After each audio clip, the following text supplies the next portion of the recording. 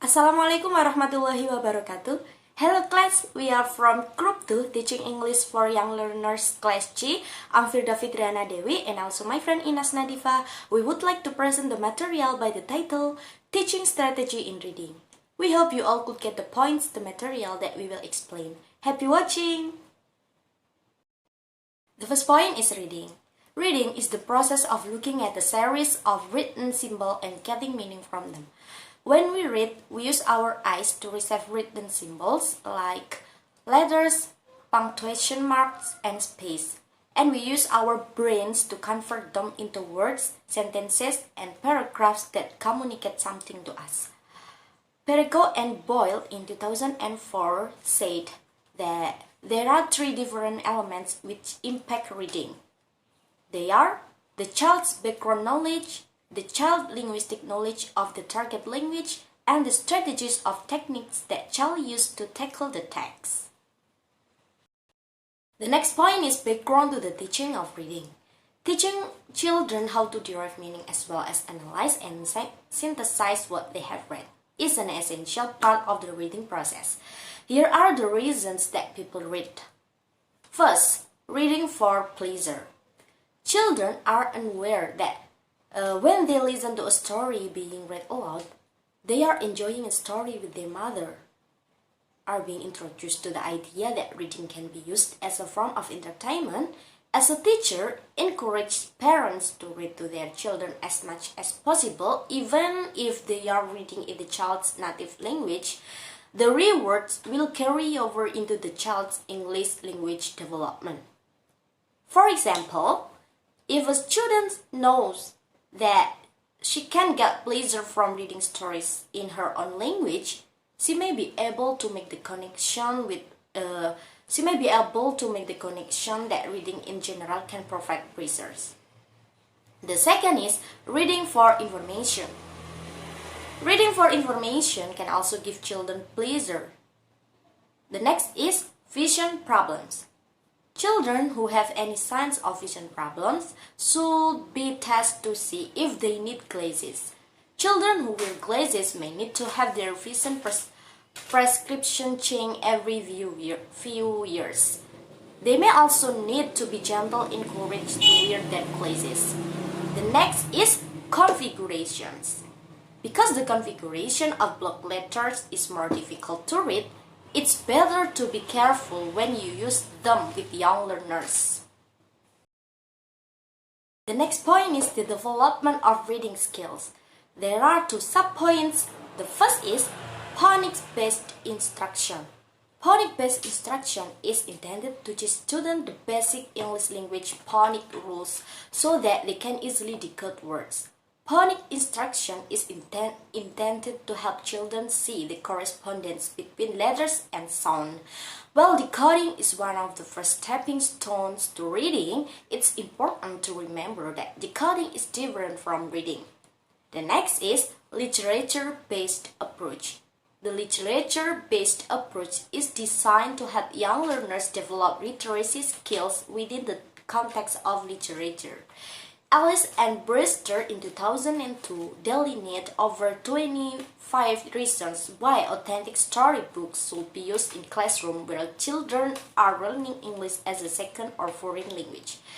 Their multitude of reasons can be divided into two categories: the development of child as an intellectual and creative being, and also the authentic English language and culture that is contained in children's storybook.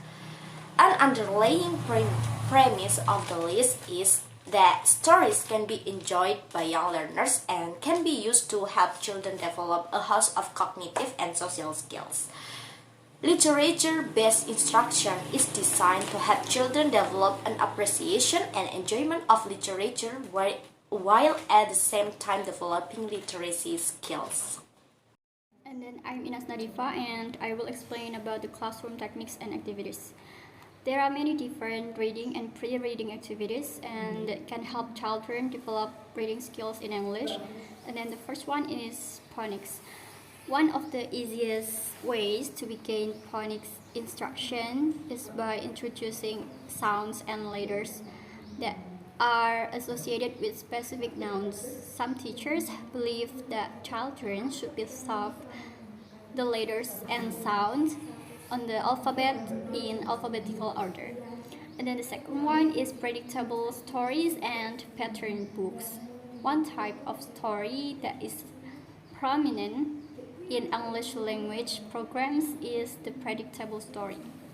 The predictable story contains repetitive phrases and predictable language, and predictable storybooks, also called pattern books, contain illustration that help to clarify or support the word, sentence, or pattern that is repeated in the text.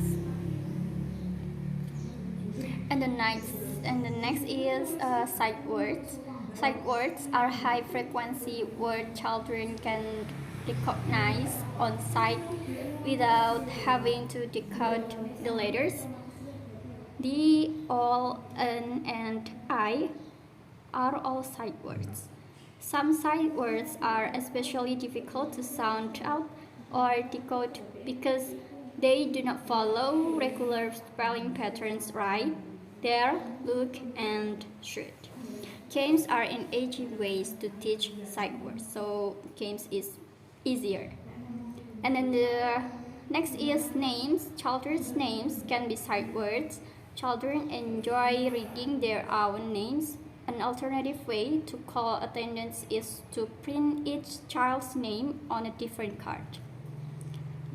And the next is print-rich environment.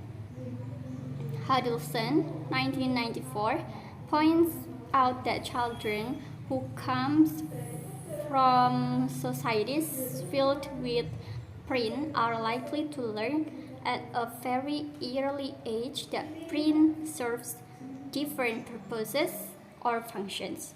Print-rich environments encourage that invite children to develop literacy skills.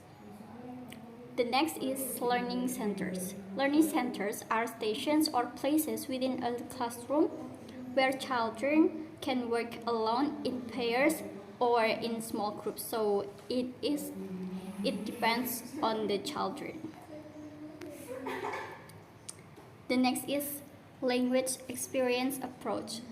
The language experience approach is used to help native English skills, ESL or EFL, children develop beginning literacy skills. And then the next is Owen words. Sylvia Ashton Warner, 1985, taught English to Maori children in New Zealand. 1985 taught English to Maori children in New Zealand and used a number of techniques, including children's own words, to help young learners acquire English literacy skills.